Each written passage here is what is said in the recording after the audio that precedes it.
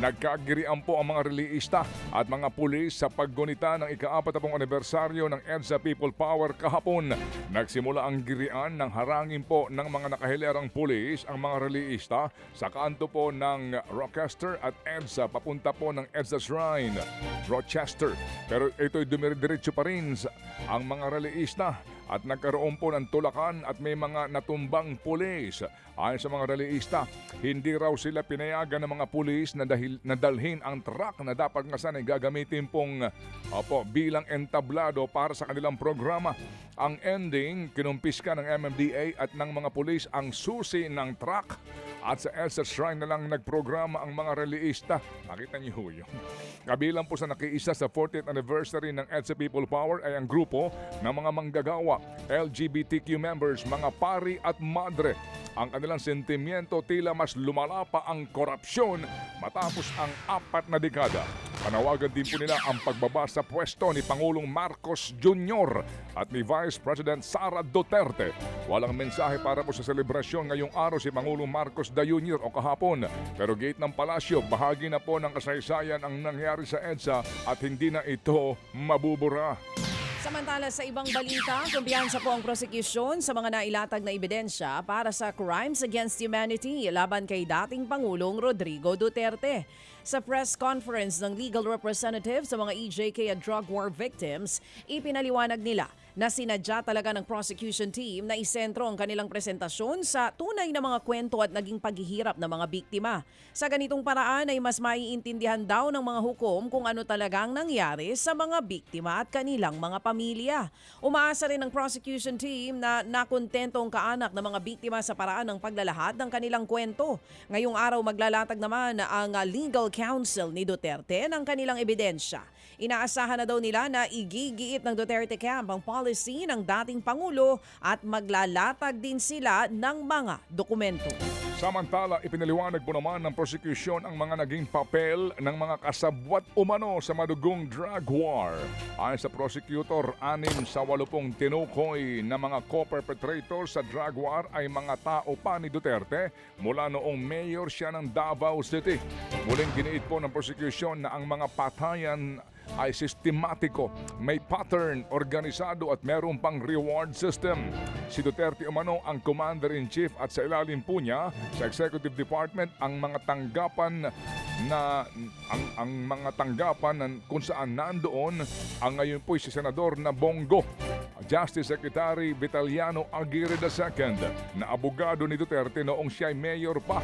Sa ilalim po ni Aguirre ay ang nooy NBI Director na si Dante Giran at dati rin pong Davao City NBI Director. Bukod sa kanila, PNP Chief noon ang senador po ngayon na si Ronald Bato de la Rosa at siya ho naman na naging hepe ng pulisya ng Davao City.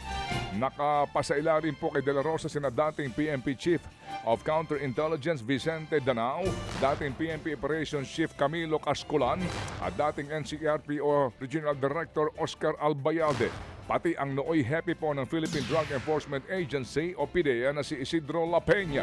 Gate ng prosecution dahil po DOJ Secretary noon si Aguirre, ginamit niya daw ito para walang makasuhan sa mga patayan pero ito'y kanyang itinatanggi hanggang ngayon. Tila atrasabante naman ang abogado ng 18 sundalo na lumantad na bagman daw ng mga politiko. Una nang sinabi ng Philippine Navy na karamihan sa kanila ay na-discharge dishonorably o natanggal sa serbisyo, habang ang iba naman retirado at 2 ang hindi daw talaga kailanman naging sundalo. Ayon kay Attorney Levy Baligod, nakalagay naman daw lahat yan sa kanilang affidavit. Pero iginigiit niya na hindi niya raw sinabi na may napuntang $2 million sa International Criminal Court o ICC na mula sa mga bagman. Pero sa presko nila, sinabi ni Baligod na inutusan daw ang mga bagman na ipapalit ang nasa 2 maleta na tigsa 56 million pesos na dolyar. O sa dolyar na ang katumbas nga ay $2 million. Sinabihan pa niya ang mga investigador ng ICC na korap, pero sa interview kahapon, idine-deny na ito ni Baligod. Gayunman nanindigan siya na may ibinigay pa ring pera kay dating Senator Antonio Trillanes kahit itinanggi na rin ito ng dating senador. Sa ngayon tanging salaysay at mga litrato ng mga maleta pa lang ang ipinapakita ng 18 sundalo sa kanilang mga pahayag. Ipauubayan na raw ng palasyo sa PNP at NBI ang investigasyon sa mga ito. Samantala po naman naging emosyonal daw si Vice President Sara Duterte habang nagsasalita sa isang programa sa Davao City. Paano raw kung nag-mayor na lamang siya ulit noon ng Davao City kesa makatandem si Pangulong Junior? Namiss niya rin daw po kasi ang mga dati niyang mga nakatrabaho doon. Nagsilbi pong mayor si VP Sara sa Davao City bago siya tumakbo sa pagka-vice presidente kasama ang kanyang running mate noon na si Pangulong Junior. Sa kabila niyan, muling nanindigan si VP Sara na tuloy ang kanyang desisyon na tumakbo sa pagkapangulo sa 2028. Mga kapatid, brothers and sisters, saan ka pa? Dito na tayo sa totoo.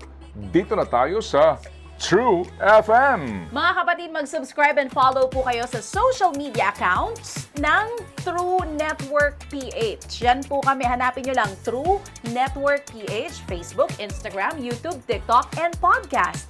Mapa Apple or Spotify man yan, mahahanap nyo kami. Lahat ng mga napapanood at napapakinggan nyo po sa programa, nasa social media accounts namin yan. So paano mga kapatid? See you sa social media!